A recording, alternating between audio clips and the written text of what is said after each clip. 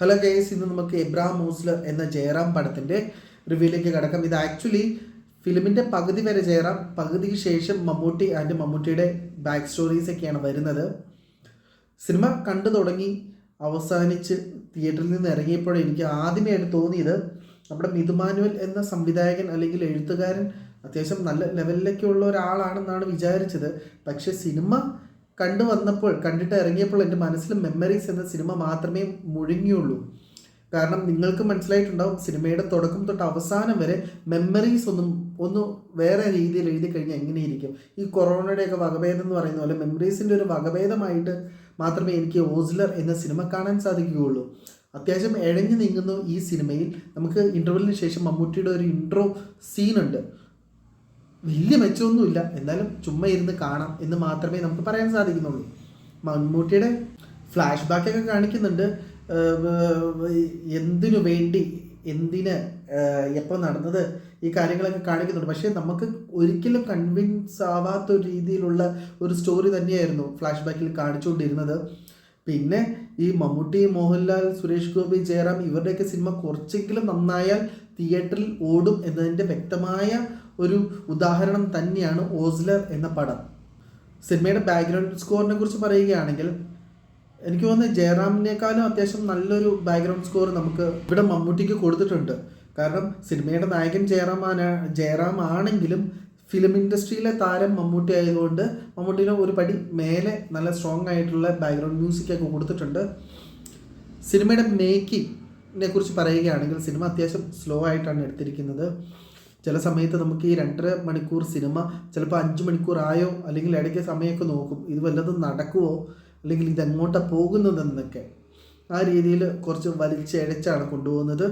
പിന്നെ രണ്ടാമത്തെ കാര്യം, മമ്മൂട്ടി ഈ സിനിമയ്ക്കകത്ത് ഉള്ളത് കൊണ്ടാവാം സിനിമ ചിലപ്പോൾ ഇങ്ങനെ ഹിറ്റ് ആവുന്നതിൻ്റെ മെയിനായിട്ടുള്ള ഒരു കാര്യം.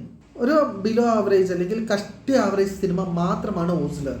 ഒരുപക്ഷെ മെഗാസ്റ്റാർ മമ്മൂട്ടി ആയതുകൊണ്ടാവാം മമ്മൂട്ടീനെ ഇൻ്റർവെല്ലിന് ശേഷം കാണിക്കുകയും മമ്മൂട്ടിയുടെ ബാക്ക് സ്റ്റോറീസൊക്കെ പറഞ്ഞ് നമ്മളെ മടുപ്പിക്കുകയും ചെയ്തത്.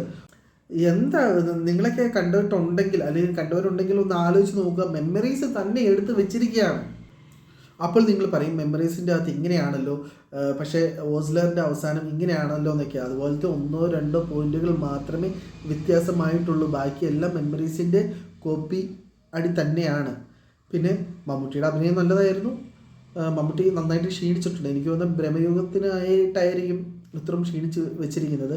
പിന്നെ ജയറാമിനെ അത്യാവശ്യം നന്നായിട്ട് തന്നെ എടുത്തിട്ടുണ്ട്. ജയറാമിൻ്റെ അഭിനയങ്ങളൊക്കെ പതിവുപോലെ നല്ലതായിരുന്നു. വളിപ്പുകളൊന്നും ഇല്ലാത്തതുകൊണ്ട് ആ ഒരു മടുപ്പ് നമുക്ക് തോന്നിക്കില്ല. ആദ്യമേ കാണിക്കുന്ന അഞ്ജു കുര്യനെയൊക്കെ വെറുതെ ജയറാമിൻ്റെ വൈഫാണെന്നും പറഞ്ഞിട്ട് ഒരു 2 മിനിറ്റ് കാണിക്കുന്നുണ്ട്, പിന്നെ കാണിക്കുന്നില്ല. പിന്നെ സിനിമയ്ക്കകത്തുള്ള ഈ ജയറാമിന് അസിസ്റ്റൻ്റ് ചെയ്യുന്ന 2 പേരുണ്ട്, അവരൊക്കെ നന്നായിട്ട് തന്നെ അഭിനയിച്ചിട്ടുണ്ട്.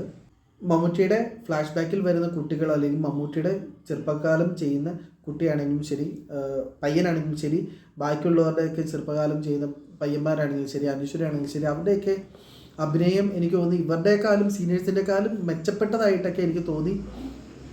പിന്നെ ഒരു ഫ്ലാഷ് ബാക്ക് എന്ന് പറയുമ്പോൾ അത് ഫ്ലാഷ് ബാക്ക് ആയിരിക്കണം, പെട്ടെന്ന് തീരണം. ഇത് സിനിമയുടെ പാതി ഫ്ലാഷ് ബാക്കിലേക്ക് പോകുമ്പോൾ നമ്മളെ മടുപ്പിക്കും. സിനിമ 1 ടൈം വാച്ചബിൾ ആണോ എന്ന് ചോദിച്ചു കഴിഞ്ഞാൽ ഇപ്പോഴത്തെ സാഹചര്യത്തിൽ ഒരു വട്ടം കാണാനുള്ള വകയൊക്കെ ഉണ്ട്. പക്ഷേ ഇതിന് കോമ്പറ്റീഷൻ ചെയ്യുന്ന രീതിയിൽ വേറൊരു നല്ല സിനിമ ഉണ്ടായിരുന്നെങ്കിൽ ഉറപ്പായിട്ടും ഓസ്ലർ താഴത്തേക്ക് പോയേനെ. കാരണം ഒട്ടും സ്ട്രോങ് അല്ലാത്ത ഒരു സ്റ്റോറി തന്നെയാണ് സിനിമയുടെ ഏറ്റവും വലിയ നെഗറ്റീവ്. സോ ഞാൻ പറഞ്ഞ റിവ്യൂ അല്ല, എൻ്റെ അഭിപ്രായമാണ്. റിവ്യൂ എന്ന് പറയുമ്പോൾ ഓരോ സോങ്സും ഓരോ സീൻസും വെട്ടിമുറിച്ച് പറയേണ്ടതൊക്കെയാണ് റിവ്യൂസ്. ഞാൻ റിവ്യൂസ് ആയിട്ടല്ല പറയുന്നത്, എൻ്റെ ഒപ്പീനിയനാണ് പറയുന്നത്. കാരണം എനിക്ക് സിനിമ കണ്ടപ്പോൾ വലിയൊരു ഇതായിട്ടൊന്നും തോന്നിയില്ല, പക്ക ഒരു കോപ്പിയുടെ മാത്രമായിട്ട് എനിക്ക് തോന്നിയിട്ടുള്ളൂ. സോ നിങ്ങൾക്ക് എന്താണ് തോന്നുന്നതെന്ന് അല്ലെങ്കിൽ നിങ്ങൾക്ക് എന്താണ് അനുഭവപ്പെട്ടതെന്ന് എനിക്ക് കമൻറ്റ് ചെയ്യുക.